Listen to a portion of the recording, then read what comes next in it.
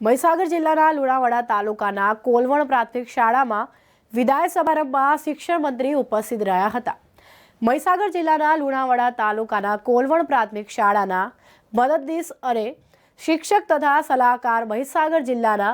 તથા ચેરમેન લુણાવાડા અને ખાનપુર તાલુકાના school teachers society limited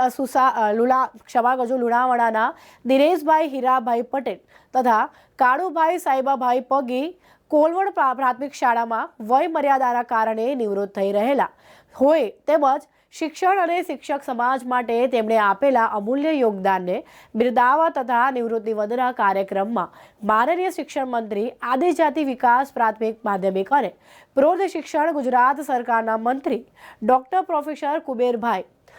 Panchmahal લોકસભાના સંસદ સભ્ય માનનીય રતનસિંહ રાઠોડ તથા પ્રમુખ શ્રી દિગ્વિજયસિંહ જાડેજા ઉપસ્થિત રહ્યા હતા। આપણે આપણો દેશ વિશ્વગુરુ હતો મિત્રો, વિચારો એ સમયે પણ અંગ્રેજો આ દેશમાં મિત્રો આવ્યા ત્યારે આપણે આપણા દેશમાં 7,32,000 જેટલી પાઠશાળાઓ સ્કૂલો મિત્રો એ સમયે ચાલતી હતી। આ શિક્ષણ એ રાજ્યાશ્રિત ના હોવું જોઈએ, શિક્ષણ એ સમાજ આશ્રિત હોવું જોઈએ। સમાજ આશ્રિત આપણી શિક્ષણ વ્યવસ્થા મિત્રો હતી, ગુરુકુલ પરંપરા હતી, ભારતીય શિક્ષા પ્રણાલી હતી। એ રીતે મિત્રો આપણા ગુરુકુલમાં જે વિદ્યાર્થીઓ પ્રવેશ લેતા અને